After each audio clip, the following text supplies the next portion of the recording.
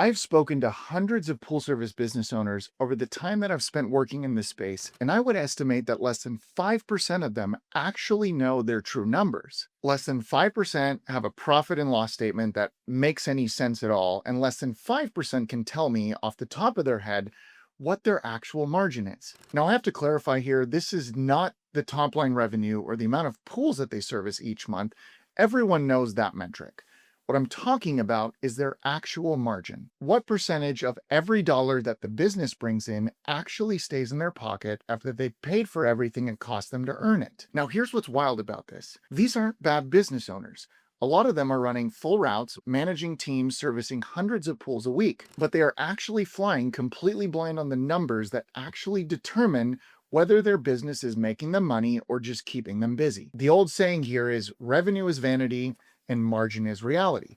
And in this industry, the size of your route means almost nothing if the economics underneath it are broken. And in this video, I'm going to show you what margin actually is, how to calculate it, and what healthy looks like versus what concerning looks like. And the two cost categories that are quietly destroying profitability across this industry right now. And more importantly, I'm going to tell you why getting obsessed with these numbers is the difference between a business and a job. Now, having said all that, let's get into it. So let's start here by talking about what the difference is between revenue and profit. To start here, let's talk about the most common mistake that I see. Now, as an example here, someone tells me they're doing $12,000 a month in revenue, and they say it with pride, as they should. This is real money. But when I ask what they're actually taking home after chemicals, labor, fuel, and insurance, they get quiet because they've never actually run that number, nor do they even know it. $12,000 a month in revenue and $12,000 a month in profit are not even close to the same thing. But a lot of people in this industry mentally treat their revenue like it's their paycheck.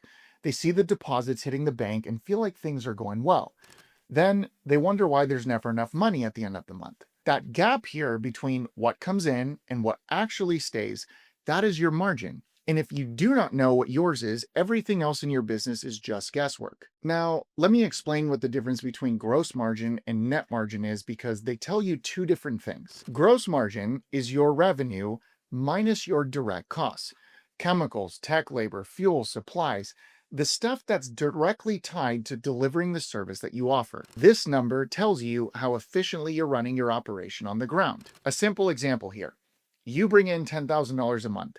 It costs you $5,500 in chemicals, tech wages, fuel, and fleet costs to service these pools. Your gross profit is $4,500. Your gross margin is 45%. A well-run pool service business should be running gross margins in the 40 to 50% range. If yours is consistently below 35, your direct costs are eating you alive, and adding more accounts will only make this problem worse. Now, on the flip side here, net margin is what is left after everything else. I'm talking management salaries, insurance, marketing, software expenses, etc. All that overhead that keeps the business running but isn't necessarily tied to servicing a specific pool. This is the number that tells you what the business is actually worth running. In this industry, a healthy net operating margin in a mature pool service business should be somewhere in the 20 to 30% range. And if yours is sitting in the single digits, something is structurally broken. And no amount of growth here is going to fix a structural problem.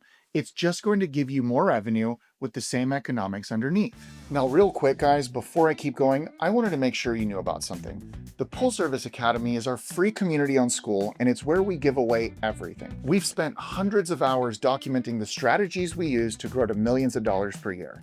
Inside of the community, we do weekly calls where we go deep on what's actually working, monthly webinars on overcoming everyday hurdles in the business, and a community of pool service pros at every stage in the business, sharing real strategies, real numbers, and real industry trends with each other. Every guru out there is charging thousands or at a bare minimum a monthly subscription for access to this type of information. We built the Pool Service Academy with the intent to help pool service pros at every stage in the business grow, scale, and optimize their business. The link is in the description below. Go check it out. It's completely free. Now back to the video.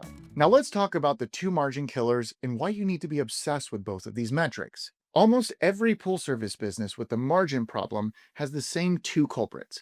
And the real reason most people never fix them is because they are not paying close enough attention to either one. Margin killer number one is your chemical expense. Chemical expense is the cost that creeps and nobody's paying attention to it. When you're starting out and have 30 accounts, you feel every dollar because you're buying the chemicals yourself. But as you begin to scale the business and chemical buying becomes routine, most people just stop tracking what they're actually spending per pool per month. Now here's what I want you to do after this video. Pull your last 3 months of chemical receipts.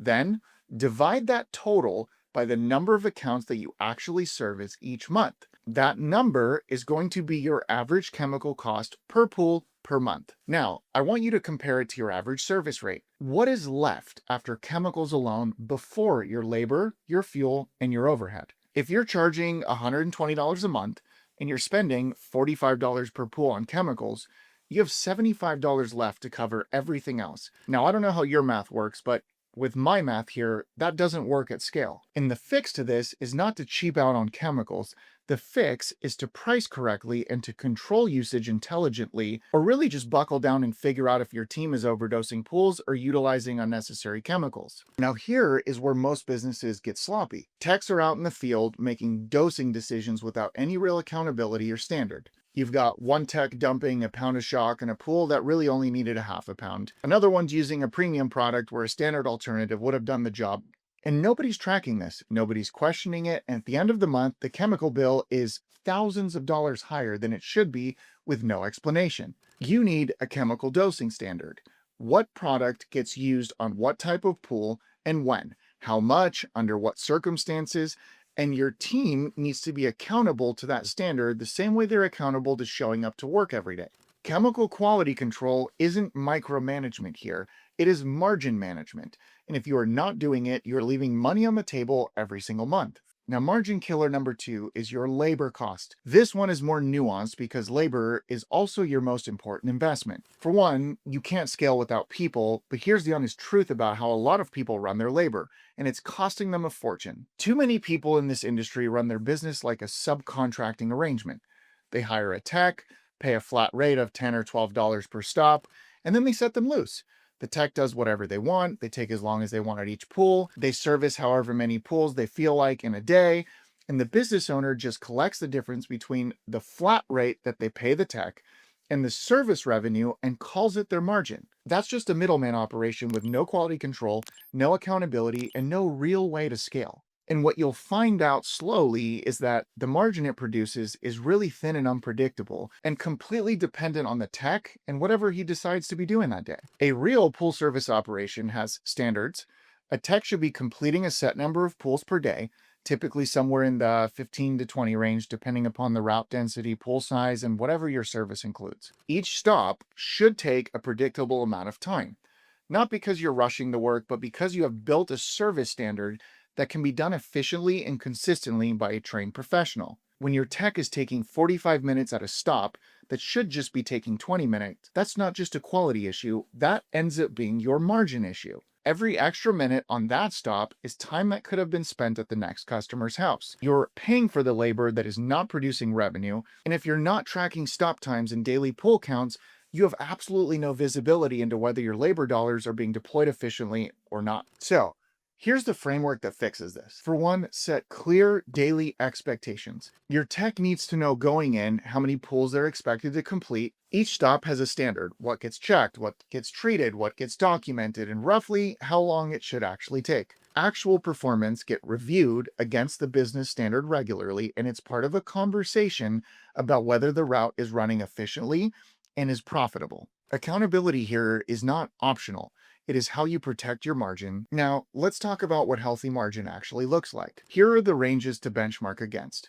Your gross margin, after chemicals, tech, labor, fuel, and fleet, should be somewhere in the 40 to 50% range. Now, if you're below 35, this is sort of a warning to tidy up some things, but if you're below 30, that's a serious problem. Now, your net operating margin after all of your overhead should be somewhere in the 20 to 30% range for a really mature operation. If you are consistently below 15%, that means that something is structurally broken in your business. And here's the one most people never think about.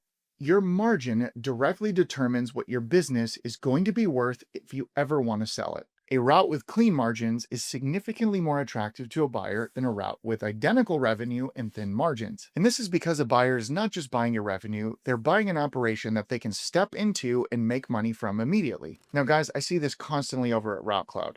Routes with super thin margins that sit on the market for a long time or they end up selling at a discount. The ones that move fast at strong multiples almost always have clean, well-managed cost structures. Margin is not just about your take home today.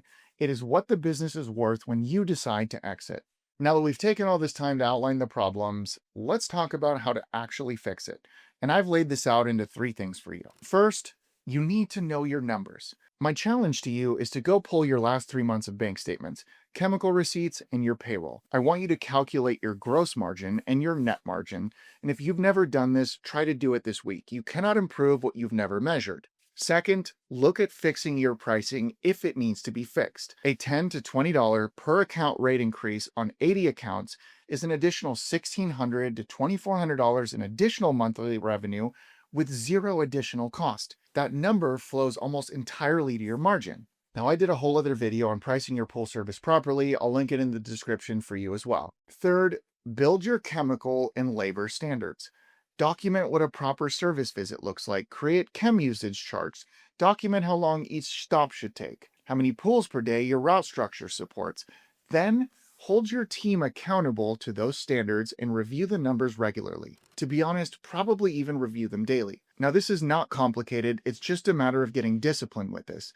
And the businesses that run with this level of discipline look completely different at the end of the year than the ones that don't. Now, quick thing again, if you want to work alongside other people building real businesses, don't forget to join the Pool Service Academy on School.